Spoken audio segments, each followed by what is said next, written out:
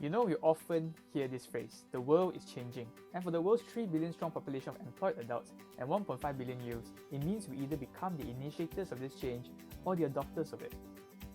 My name is Chang, and for as long as I could remember, my mind had always been flooded with ideas of what I could do with my life. I remember very well boarding my very first flight and immediately thinking to myself, wow, I want to be a pilot. Not long after, I was pretty certain I wanted to be a politician. And even now in my last semester of my business degree, I still have no clear idea, and my mind continues to flicker between the endless possibilities of what this world could offer. One thing is for sure though, and that is I want to be the person that makes a real impact on this world. But as you could probably already tell, I get bored easily and can never really settle. What I mentioned above is a snapshot of my personality traits, and in this video, I will attempt to utilize the results from 2 of the 4 personality tests and highlight 2 themes that are consistent to see whether it matches up with my self-analysis. In this process, I would be looking into the real-world implications, the good and the bad, as well as an action plan to address the shortcomings. These 2 tests are the Myers-Briggs Type Indicator or MBTI and the Big 5 tests, which are relied on by the majority of Fortune 100 companies. The MBTI categorized me as an ENFP, possessing the traits of extroversion, intuition, feelings, and perspective. Also known as the campaigner personality type, they tend not to be regarded as strong and assertive leaders, but rather people-oriented ones. They also dislike working environments where they feel their freedom and creativity are being jeopardized, and they are often idealistic. Observational skills are also their strong suit, although both of these come at a cost, and that's the ability to see things through as we easily get distracted. At the same time, the Big 5 personality test scores me highly, which is a score above 3 in 4 out of 5 categories, with agreeableness at the 3.8, openness to experience at 3.6, extroversion at 3.4, and neuroticism at 3.3, which research has shown should highly correlate with my MBTI results.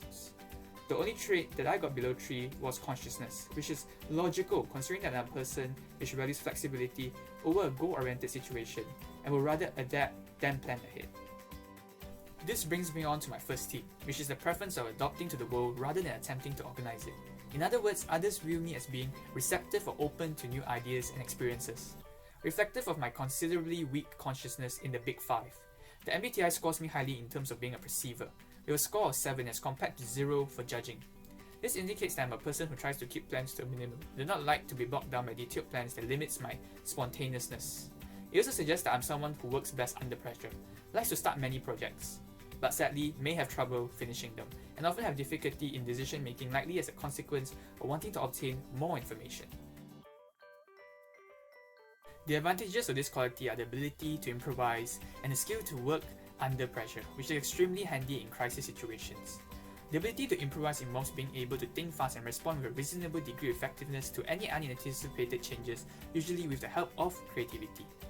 This is in stark contrast to people of the judging or conscious type, which may not be that forthcoming to changes as they prefer a clear structure.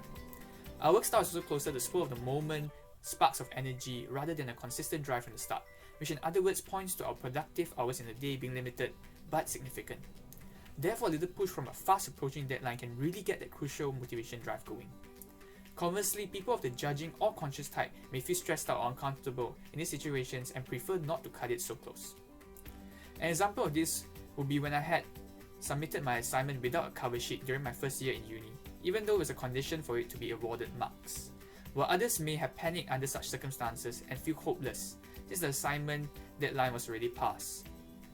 I quickly brainstormed an idea which involved printing out the assignment cover sheet and leaving a stapler mark there, so it seems that it got detached when I threw it into the submission box.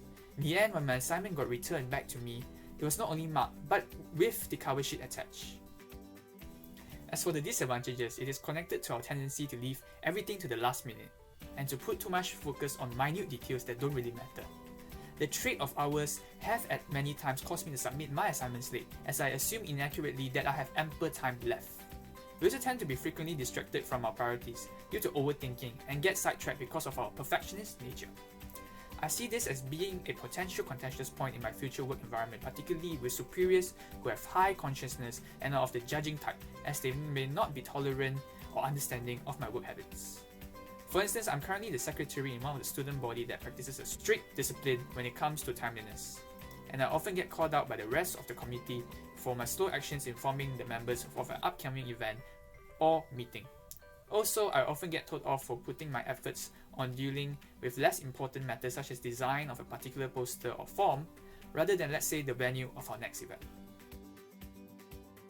Looking at the above, I feel that the areas I need to buck up on are pretty evident. To better meet deadlines, I feel it can be achieved through drafting a rough plan of what needs to be done. This could be on paper, on any devices, or even in my head. Setting my priorities straight and also leaving some leeway for eventualities to take place. I also need to dispel the belief that time is somehow manageable and that I would always be capable of completing a task miraculously somehow. And even so, having a bit of extra time to check and improve on my work is definitely something beneficial, which a lot of times us perseverators take for granted.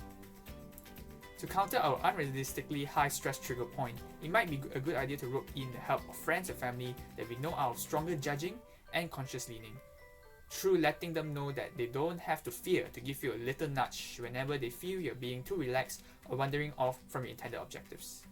To maintain our focus, it might also be recommended that we choose occupations carefully, for instance, by going for occupations that are less repetitive, such as consulting, instead of auditing. The next thing that is present in both the tests is extroversion, which paints an individual who is warm, sociable, assertive, and optimistic. Extroverts are normally the center of attention, and they enjoy being in that situation. They're also likely to be surrounded by people as they get energy from interacting with others, and typically have large circles of friends.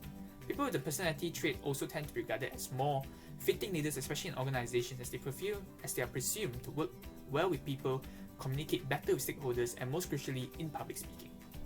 Personally though, I view myself as an ambivert that gets energized from social interactions but can't handle large crowds, and have moments when I would feel the need for some alone time. There are countless advantages of being an extrovert, with the most obvious one being the power to influence others.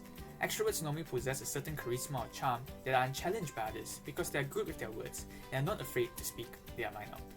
In team settings, people are naturally drawn to them because we look enthusiastic and seem to know what we are doing. It is highly likely an extrovert would be elevated to the leadership position if other team members are dutiful followers looking for guidance. This, coupled with the fact that we are always the one that dictates the narrative of a discussion, points to great influence on our part, on the society around us that we could use to advance our agenda.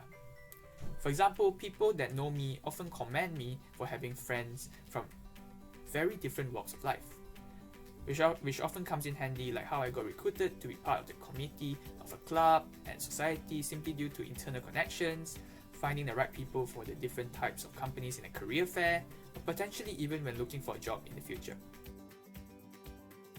On the flip side though, there exist disadvantages to being extroverted, and one of them is that our mouth moves faster than our brains. This is dangerous as it could ruin the reputation we have built and may cause us to lose respect among our peers.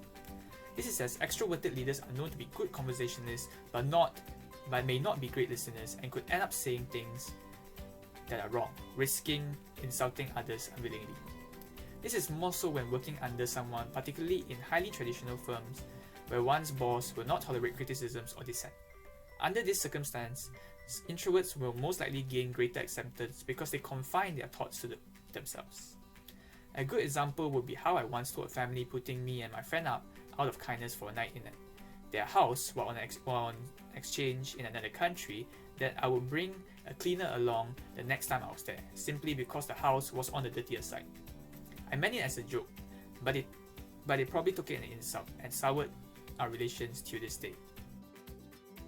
The area of improvement I could take away from this, apart from knowing how to analyze the situation better and knowing when to voice out my opinions accordingly, is to be a more firm and assertive extrovert instead of just being a diplomatic one, reluctant to make decisions simply because of the opposition of a few. Yes, I do concur that providing freedom and space to my colleagues is something that will keep them satisfied. But it's also a recipe for weak leadership, as in situations whereby a consensus can't be reached, a campaigner like me will stall and likely be in disarray, leading to a team not having a clear direction. To address this, I should first always put myself in the shoes of an individual with an assertive leadership style, before making any decisions, with a mindset of what's best for the team as a whole. Furthermore, experience is also invaluable, and that's why I should seek to take up as many leadership posts I can manage while I'm still young. This is in order to improve my leadership abilities in dealing with all possible issues so that I will be a stronger leader by the time I enter the workforce. To sum it all up, it is clear that my personality leans towards being moderately extroverted with a high reliance on impulsive and impromptu responses to get by my daily life. The good and bad in possessing these traits are highly subjective to the situation at hand, and therefore it would be in my favor to take the middle ground. This, in the context of my career aspirations, would mean I should at least have a rough idea of what I want to venture into instead of being all over the place. Thank you for watching my video, and I hope you enjoyed it. Bye bye.